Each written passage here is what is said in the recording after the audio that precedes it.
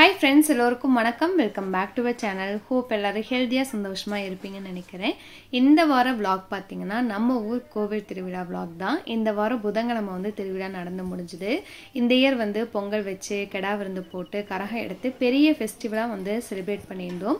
பிகினிங்ல இருந்து எண்ட் வரைக்கும் எல்லாமே நான் vlog-ஆ எடுத்திருக்கேன். கண்டிப்பா இந்த வீடியோ இன்ட்ரெஸ்டா இருக்கும்னு நினைக்கிறேன். நம்ம போன வாட்டி கெடா விருந்து போடும்போது பாத்தீங்கன்னா ஃபார்ம் ஹவுஸ் வந்து கட்டல, அதனால மண்டபத்துல போட்டிருந்தோம். இந்த டைம் பாத்தீங்கன்னா நம்ம ஃபார்ம் ஹவுஸ்லயே முன்னாடி நல்லா தாராளமா இடம் இருக்கும். வரவங்க எல்லாம் உட்கார்ந்து சமையல் செஞ்சு சாப்பாடு பரிமாற அளவுக்கு நல்லா தாராளமா இடம் இருக்கும். அதனால சாமியான பந்தல் போட்டலாம் அப்படின்னு சொல்லி செவ்வாய்க்கிழமை காலையிலே வர சொல்லியிருந்தோம். சாமியான பந்தல் போட்டதுமே பாத்தீங்கன்னா வீட்டுக்கே தனி ஒரு அழகு வந்துச்சுன்னே சொல்லலாம். அந்த ஃபெஸ்டிவல் மூட் வந்து நல்லா ஸ்டார்ட் ஆகிடுச்சு.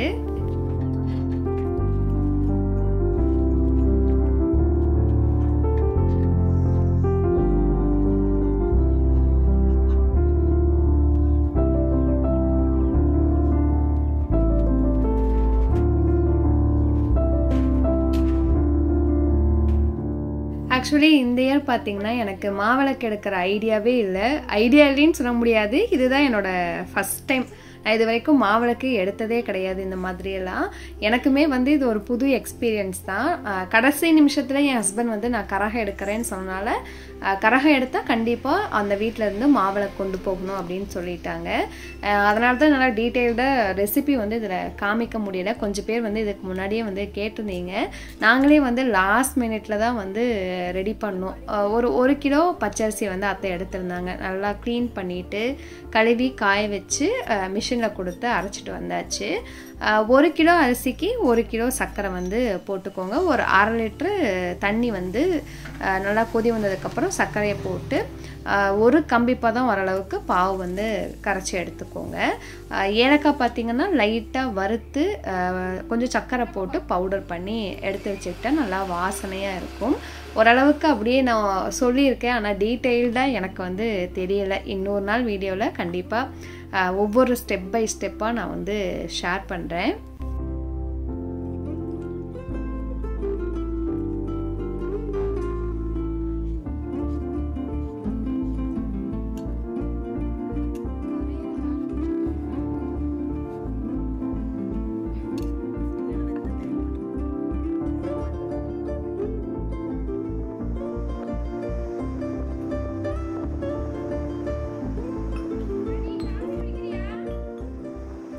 காலையில் பச்சரிசி மாவில் பாவு ஊற்றி நல்லா பிசைஞ்சு எடுத்து வச்சிட்டோம். அது உடனே வந்து உருண்டை பிடிக்க முடியாது. கொஞ்சம் நேரம் ஆகும் போது அந்த மாவு வந்து நல்லா இலகுன்னு சொல்லுவாங்க, நல்லா உருண்டை பிடிக்க ஈஸியாக இருக்கும். அதனால் நைட்டு தான் வந்து உருண்டை பிடிச்சோம். அப்பா, அம்மா, தம்பி, அப்புறம் எங்கள் அண்ணா பையன், இந்த டைம் எங்கள் பெரியப்பா எல்லாருமே ஃபெஸ்டிவலுக்கு முந்தின நாள் சாயந்தரமே வந்து ஊருக்கு வந்துட்டாங்க. வந்தவங்களுக்கெல்லாம் டீ போட்டு கொடுத்துட்டு அதுக்கப்புறம் நைட் சாப்பாட்டு வேலையை பார்க்க ஆரம்பித்தேன். இந்த இயர் எங்கள் கோவிலில் பார்த்தீங்கன்னா அன்னதானம் இல்லை. அதனால் எல்லா நாள் நைட்டுமே வீட்டில் தான் சாப்பாடு ரெடி பண்ணியிருந்தேன். அப்பா அம்மாலாம் முந்தின நாள் ஃபெஸ்டிவலுக்கு வராங்கன்னு தெரிஞ்சதுமே ப்ரீ பிளான்டாக இட்லி தோசை மாவு, அதுக்கப்புறம் கோதுமை மாவு இதெல்லாமே நிறைய ஸ்டாக் வாங்கி வச்சுக்கிட்டேன். ஏன்னா டக்குன்னு செய்கிறது பார்த்தீங்கன்னா அதுதான். நைட் டைமில் வந்து இட்லி இல்லை தோசை சப்பாத்தி ஏதோ ஒன்று குயிக்காக வந்து செஞ்சு முடிச்சிடலாம். அன்னைக்கு நைட் சாப்பாட்டுக்கு இட்லி ஊற்றி எம்டி சால்னா ரெடி பண்ணி தேங்காய் சட்னி வச்சுருந்தேன். எம்டி சால்னா ரெசிபி ரீசெண்டாக தான் ஒரு ஷார்ட் வீடியோவில் டீட்டெயில்டாக போஸ்ட் பண்ணியிருந்தேன். ஸோ டிஸ்கிரிப்ஷனில் கொடுக்குறேன், தேவைப்பட்டால் செக் பண்ணி பாருங்கள். இட்லியோட ரொம்ப நல்லாயிருக்கும். சப்பாத்தி பூரி எல்லாத்தோடையுமே வந்து சூப்பராக இருக்கும். அன்றைக்குமே வந்து ரொம்ப நல்லா வந்திருந்தது. குழம்பு சட்னியெல்லாம் ஃபஸ்ட்டு ரெடி பண்ணி வச்சுட்டு கடைசியாக தான் வந்து இட்லி ஊற்றி வச்சேன்.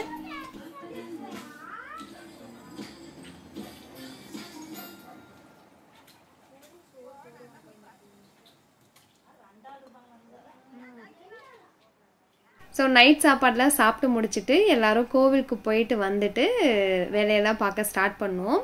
அம்மாவும் அப்புறம் இன்னொரு அம்மாவும் சேர்ந்து பச்சரிசி மாவு வந்து உருண்டை பிடிச்சி எடுத்து வச்சாங்க. தீபி அத்தையும் பூவெல்லாம் கோர்த்து வச்சாங்க. சாமிக்கு எச்சில் படாமல் மாவிளக்குக்கு வந்து தனியாக எடுத்து வச்சிட்டோம் ஃபஸ்ட்டே. இது வரவங்களுக்கு இடையில வைக்கிறதுக்காக சின்ன சின்ன உருண்டைகளாக பிடிச்சோம். இது வந்து ஒரு 100லேருந்து 120 உருண்டை வந்திருக்கும்னு நினைக்கிறேன் 1 கிலோ அரிசிக்கு. ஸோ இந்த வேலையிடமே பார்த்தீங்கன்னா ஒரு 11-12 மணி வரையும் ஆகிடுச்சு. அதுக்கப்புறம் முடிச்சு வச்சுட்டு தான் போயிட்டு தூங்கணும்.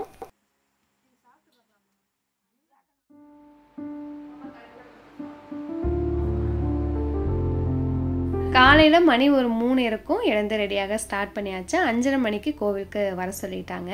இந்த saree ஈரோடு பிஎஸ்ஆரில் 880 ரூபாய்க்கு எடுத்திருந்தேன். டிஷ்யூ டைப்பில் இருக்க saree, மடிப்பு வந்து ரொம்ப அழகாக நின்றுச்சு. ப்ளவுஸ் வந்து டிசைனர் ப்ளவுஸ் தான். பின்னாடி வந்து போட் நெக் வச்சு அதில் வந்து பார்ட் ஷேப்பில் வந்து டிசைன் கொடுத்துருந்தாங்க. Elbow sleeves as usual Sumiya's design தான் ஸ்டிச் பண்ணி கொடுத்துருந்தாங்க. சூப்பராக இருந்தது ஃபிட்டிங் எனக்கு.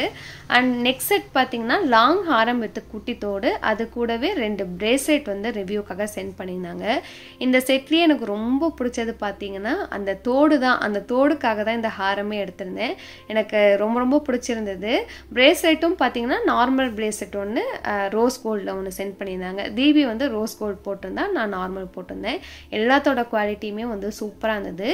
ஈரோட்டில் திண்டல் மேட்டுக்கடையில் இவங்க ஷாப் இருக்குது. சேல்ஸ் அண்ட் ரெண்ட் ரெண்டுமே வந்து பண்ணி கொடுக்குறாங்க. ஸோ 2 பேஜோட டீட்டெயில்ஸுமே வந்து டிஸ்கிரிப்ஷனில் ஷேர் பண்ணுறேன், செக் பண்ணி பாருங்கள். தலையை காய வச்சுட்டு அப்படியே சாரீக்கு வந்து பார்த்திங்கன்னா மடிப்பு எடுத்துட்டேன். ஒரே டைம் தான் எடுத்தேன், மடிப்பு வந்து சூப்பராக நின்றுச்சு.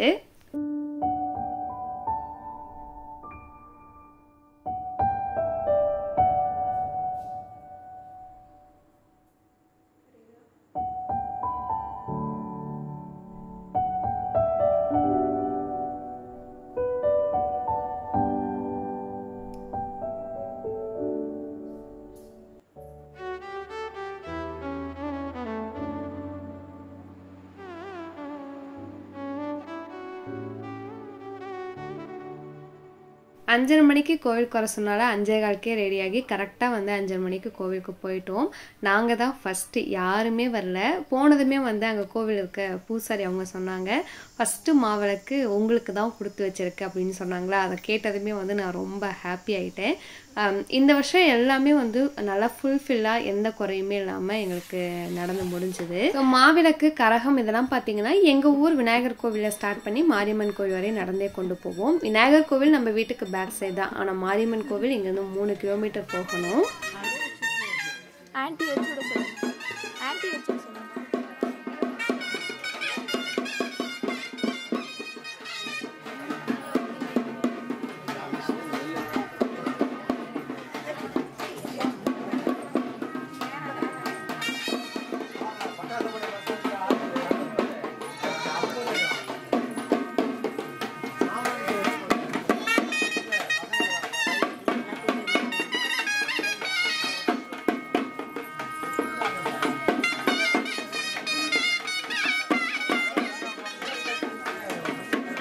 இந்த இயர் தான் எனக்கு வந்து ஃபஸ்ட் டைம். இது வரைக்கும் இந்த சீமாடு வந்து தலையில் வச்சு எதுவுமே வந்து கொண்டு போனதில்லை. எனக்கு அது நிற்கவும் இல்லை.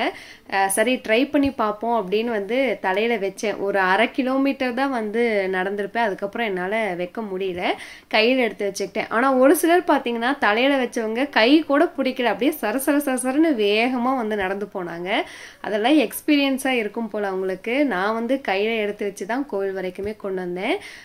நிறைய இடம் வந்து எங்கள் ஊரில் மண் ரோடு தான், அவ்வளோ கல் இருக்கும். ஸ்லிப்பர் இல்லாமல் தான் நடந்து வந்தோம். ஆனால் அந்த கஷ்டம் கொஞ்சம் கூட தெரியல. அந்த மாவிளக்கை இறக்கி வச்சு மறுபடியும் கல்லில் நடக்கும்போது ரொம்ப பெயின்ஃபுல்லாக இருந்தது. அது வந்து எனக்கு வந்து எப்படின்னு சொல்ல தெரியல. உண்மையாகவே வந்து அதை நான் வந்து எக்ஸ்பீரியன்ஸ் பண்ணேன். நாங்கள் வந்து அங்கே ஒரு 6:30க்கு வந்து ஸ்டார்ட் பண்ணி கோவில் வரும்போது பார்த்தீங்கன்னா ஒரு 7:15 7:30 இருக்கும். அந்த டைம் வந்து கோவில் வந்து ரீச் ஆகிட்டோம். கொஞ்சம் நேரம் நடுவில் நிறுத்தி கூட்டிகிட்டு வந்தாங்க.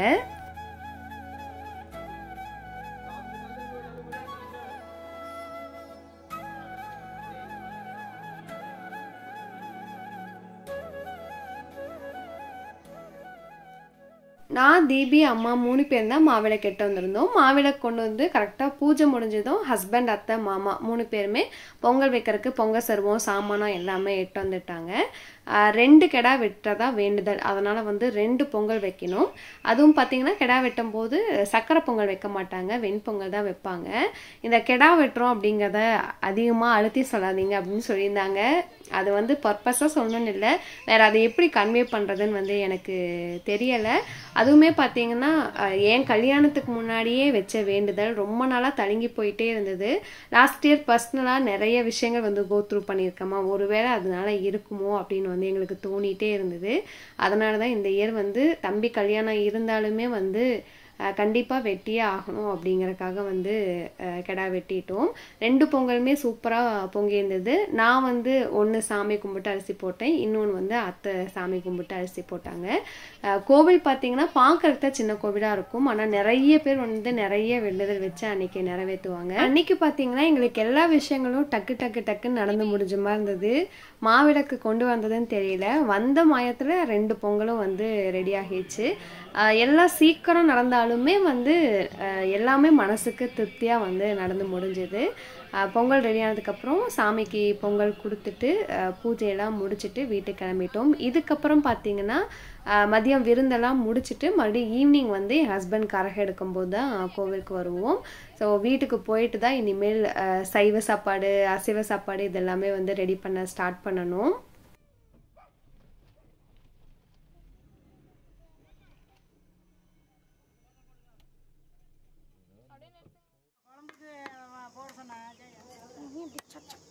நாங்கள் அசைவ சாப்பாடு ரெடி பண்ணுறதுக்கு பார்த்தீங்கன்னா ஆள் வர சொல்லியிருந்தோம், அவங்க தான் வந்து ரெடி பண்ணி கொடுத்துருந்தாங்க. மட்டன், அப்புறம் மட்டன் சாப்பிடாதவங்களுக்கு கொஞ்சம் சிக்கன், முட்டை, அப்புறம் போட்டி ஃப்ரை, இந்த மாதிரி நிறைய மெனு வந்து இருந்தது. சைவம் வந்து ஒரு 5-6 பேர், அப்பா அம்மா தம்பியெல்லாம் சாப்பிட மாட்டாங்கன்னு நாங்கள் எல்லாருமே சேர்ந்து ரெடி பண்ணியிருந்தோம்.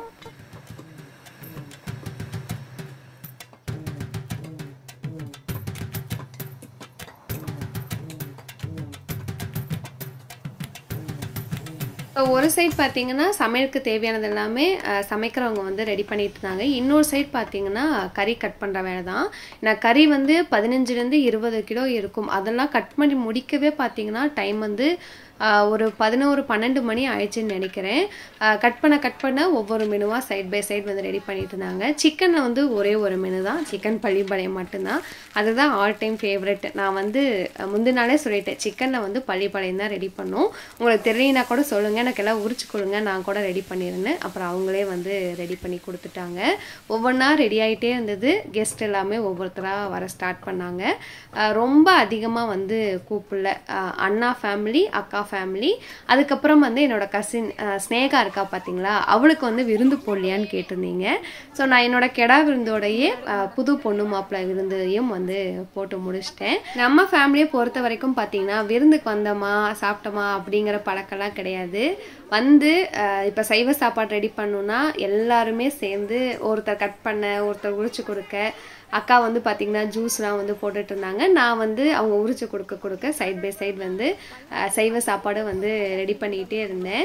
ஸோ எல்லாரும் சேர்ந்து வேலை செஞ்சு அதை சமைச்சு சாப்பிடும்போது அதில் கிடைக்கிற சந்தோஷமே தனி தான்.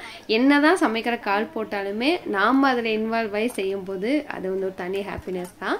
நான் வந்து உள்ள சைவம் வந்து ரெடி பண்ணியிருந்தேன். சைவத்தில் பார்த்திங்கன்னா உப்பு பருப்பு குழம்பு, முட்டைக்கோசும் கேரட்டும் போட்டு பொரியல் ரெடி பண்ணியிருந்தேன். அதுக்கப்புறம் ரசம், தயிர் வந்து நான்வெஜ் மெனுலேயே வந்து ரெடி பண்ணி கொடுத்துருந்தாங்க. அதுலேயே பார்த்தீங்கன்னா சைவம் சாப்பிட்றவங்களுக்கு கொஞ்சம் தனியாக வந்து எடுத்து வச்சுக்கிட்டோம். சொந்தக்காரங்கள்லாம் ஒவ்வொருத்தராக வர ஆரம்பித்தாங்களா, அப்படியே வீடே கலகலப்பாக சூப்பராக இருந்தது.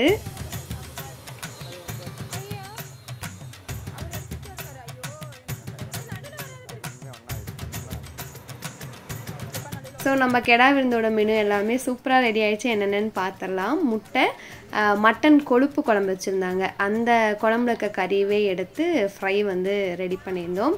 அதுக்கப்புறம் வடித்த சாதம், போட்டி, ரத்தம், இந்த ரெண்டும் போட்டு ஃப்ரை, சிக்கன் பள்ளிப்பாளையம், ரசம், தயிர், இதெல்லாம் தான் வந்து மெனு. இது கூடவே வந்து ஒரு ஸ்வீட், அதுக்கப்புறம் நம்மளோட அந்த மாவிளக்கு வச்ச மாவு, அது எல்லாமே வந்து நாங்கள் ஸ்வீட்டாக வச்சுருந்தோம்.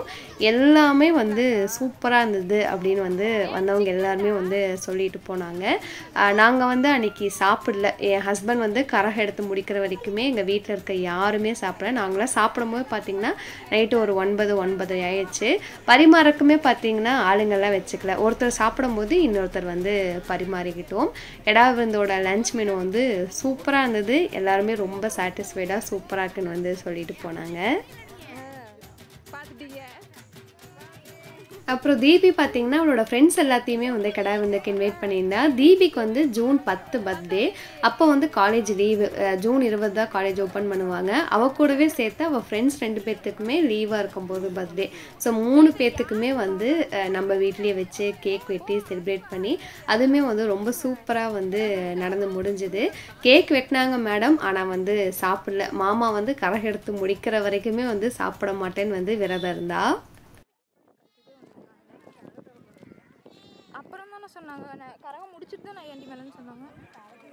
மதியம் விருந்து எல்லாமே பார்த்தீங்கன்னா சூப்பராக நடந்து முடிஞ்சுது. ஆனால் விருந்து முடியவே ஒரு 4 மணி வாக்கிலேயே வந்து கோவில் அனௌன்ஸ் பண்ணிட்டாங்க, கரகம் எடுக்கிறவங்க விநாயகர் கோவிலுக்கு வாங்கன்னு. நான் காலையில் மாவிளக்கு எடுத்தேன், அதே கோவில் தான், அதுலேருந்து கொஞ்சம் பேக் சைட் தள்ளி வந்து எடுப்பாங்க. கரகத்துலேயே 2 வகை. இது வந்து பார்த்தீங்கன்னா பூக்கரகம், என் ஹஸ்பண்ட் எடுத்தது பார்த்தீங்கன்னா தீச்சட்டி கரகம். இந்த இயர் வந்து நிறைய பேர் வந்து எங்கள் ஊரில் வந்து கரகம் எடுத்திருந்தாங்க.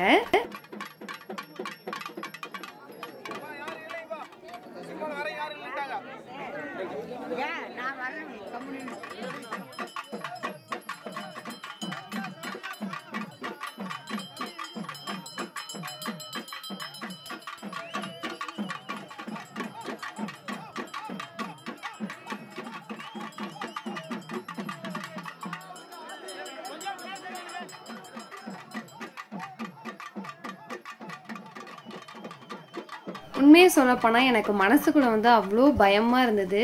அவருக்கு இந்த மாதிரிலாம் வந்து பழக்கமே கிடையாது. அவர் வந்து கேட்கும்போது நான் உங்களுக்கு தோணுச்சுன்னா பண்ணுங்க சரின்னு வந்து சொல்லிட்டேன். பட் அது நடந்து முடிகிற வரைக்குமே மனசுக்குள்ளே வந்து ஒரு பயம் இருந்துகிட்டே இருந்தது. ஏன்னா இதுக்கு வந்து ரொம்ப பக்தியாக இருக்கணும்னு சொல்லுவாங்க. எல்லாருமே வந்து இதை பண்ணிட முடியாது. ரொம்ப பக்தியாக சாமிக்கிட்ட இருந்தால் மட்டும்தான் அது நடக்கும்னு வந்து சொல்லுவாங்க. ரொம்ப பயந்தோம். நான், தம்பி, அப்புறம் வந்து எங்கள் வீட்டுக்காரோட மாமா, அத்தை, அவங்க பையன் அப்படின்னு எல்லாருமே அவர் கூடயே தான் வந்தோம். எதுவுமே வந்து தவறுதலாக வந்து போயிடக்கூடாதுன்னு ஒரு பயம் வந்து மனசுக்குள்ளேயே இருந்தது. அதே மாதிரி அந்த தீச்சட்டி வந்து பற்ற வைக்கிறாங்க பார்த்தீங்களா, அது வந்து கோவில் வர வரைக்குமே அணையக்கூடாதுன்னு சொல்லுவாங்க. ஸோ அதை பார்த்து பத்திரமா கோவில் வந்து நல்லபடியாக வந்து வேண்டுதலை வந்து நிறைவேற்றியாச்சு. எனக்கு அவர் வந்து அதை இறக்கி வச்சதுக்கு அப்புறம் தான் மனசே வந்து அவ்வளோ நிம்மதியாக இருந்தது. அதுக்கப்புறம் போயிட்டு கங்கனெல்லாம் கழட்டிட்டு திருப்தியாக சாமி கும்பிட்டு வீட்டுக்கு கிளம்பிட்டோம்.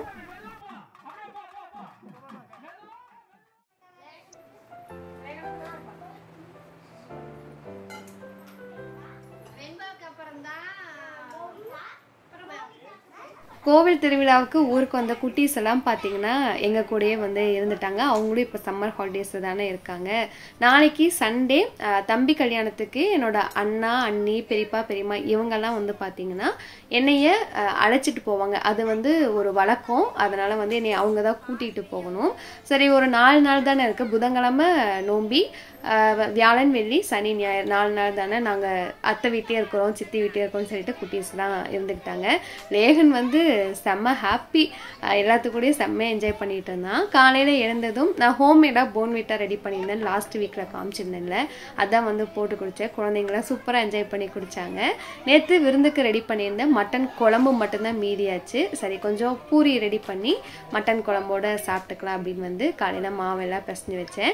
அதோட சேர்த்து பார்த்தீங்கன்னா புது பொண்ணு மாப்பிளையும் இன்னொரு நாள் வந்து இருக்க வச்சுட்டேன். வெறும் கெடா விருந்து மட்டும் என்னோட விருந்துன்னு சொல்லி போட மனசு வரல.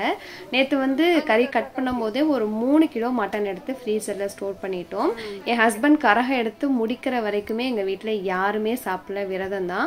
காலையிலேருந்து விரதம் இருந்துட்டு நைட்டு சாப்பிட்டோம்னா சாப்பிடவே முடியாதுன்னு தெரியும். அதனால தான் அட்வான்ஸாக எடுத்து ஸ்டோர் பண்ணிட்டேன். அப்படியே புது பொண்ணு மாப்பிளையும் வந்து இருக்க வச்சு இன்னொரு நாள் நல்லா சிறப்பாக கவனித்து தான் வந்து ஊருக்கு அனுப்பி வச்சேன்.